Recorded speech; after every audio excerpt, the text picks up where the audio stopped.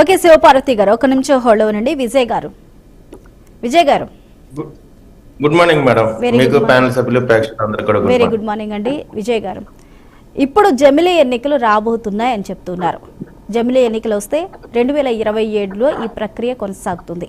అన్ని రాష్ట్రాలకు కలిపి ఒకే రోజు ఒకే విధంగా ఈ ఎన్నికలన్నీ కొనసాగుతాయి. అయితే ఇందులో భాగంగానే పవన్ కళ్యాణ్ని ప్రచార అస్త్రంగా బీజేపీ మలుచుకుంటుందా అన్న సందేహాలు వ్యక్తమవుతున్నాయి. అయితే ఇప్పుడు పూర్తిగా టీడీపీ కూటమిలో కలిసి ఏపీలో పవన్ కళ్యాణ్ ఉన్నారు. ఒకవేళ జమిలీ ఎన్నికలు ముందుకు వస్తే టీడీపీని వీడి జనసేన బీజేపీ కలిసి పోటీ చేసే ప్రయత్నం జరుగుతుంది అంటున్నారు. మీరేమంటారు? మేడం, ఇది మీరు అంటే ఊహాజనితమైన ప్రశ్న. అయితే జర్నలిజంలో ఎన్ని ఊహాజనిత వాటిని కూడా అడ్రస్ చేయాల్సినటువంటి అవసరం ఉంటుంది.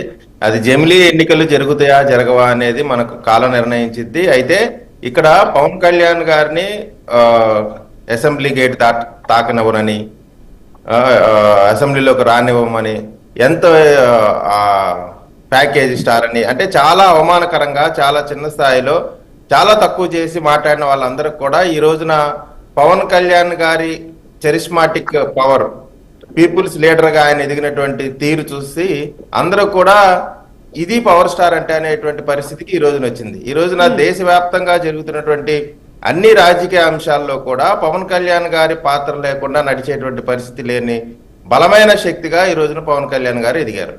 పవన్ కళ్యాణ్ గారిని వాడుకోవటం కంటే కూడా పవన్ కళ్యాణ్ గారు ఎన్డీఏ కూటమి భాగస్వామ్యంలో ఒక చరిస్మాటిక్ లీడర్ గా ఆయన బాధ్యత ఆయన నెరవేరుస్తున్నారనేటువంటి మాట కరెక్ట్ గా యాప్ట్ అవుతుంది. ఎందుకంటే ఈ రోజున ఎన్డీఏ కూటమిగా ఆయన పైన అనేకమైనటువంటి బాధ్యతలు ఉన్నాయి.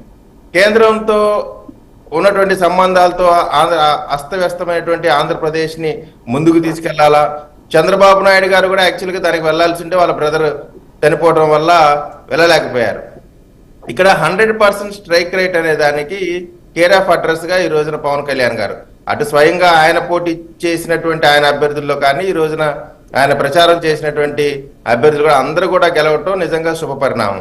అయితే ఇక రాజకీయంగా ఇప్పుడు రాజకీయ పార్టీ ఖచ్చితంగా ఎవరి వలనైతే ప్రజలు ఆకర్షించబడతారో, ఓటుగా మారబడతారో వారందరినీ కూడా ఎన్నికల ప్రచారంలోకి తీసుకెళ్లడం అనేది సర్వసాధారణం. అయితే సహజంగా ఒక రాష్ట్రం దగ్గర లేదా ఒక రెండు రాష్ట్రాల్లోనూ ఒకరికో ఇద్దరికో కొంత అవకాశం ఉంటుంది. కానీ ఈ రోజున దేశవ్యాప్తంగా ఉన్నటువంటి తెలుగు వారే కాకుండా అన్ని భాషల వారు కూడా ఇవాళ పవన్ కళ్యాణ్ గారు మా ప్రాంతానికి రావాలా, వారు ప్రచారం చేయాలనేటువంటి భావన ఏ ఎన్నికలు జరిగినా ఆయన రావాలని కోరుకుంటా ఉన్నారంటే ఆయన అవమానం చెక్కిన శిల్పంగా ఈ రోజున తీర్చిదిద్దపడ్డాడండి.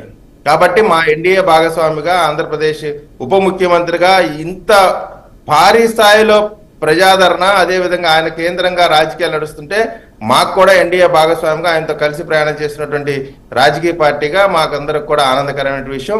అయితే బీజేపీ పవన్ కళ్యాణ్ గారు కలిసి చేస్తారు లేదా తొందరగా జమిలీ ఎన్నికలు రావాలనేటువంటి ఆలోచన వైఎస్ఆర్ కాంగ్రెస్ పార్టీ రోజు కోరుకునేటువంటి అంశం. కానీ అటువంటి అవకాశం అటువంటి ఇదే లేదనేటువంటి మాట మొన్న పవన్ కళ్యాణ్ గారు కూడా క్లియర్ చేసి చెప్పారు.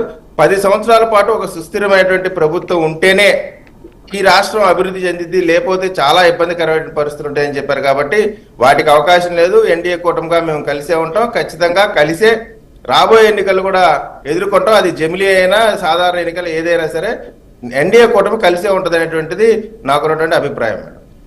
ఓకే విజయ్ గారు, ఒక్క నిమిషం హోల్డ్ అవ్వండి. శ్రీనివాస్ గారు,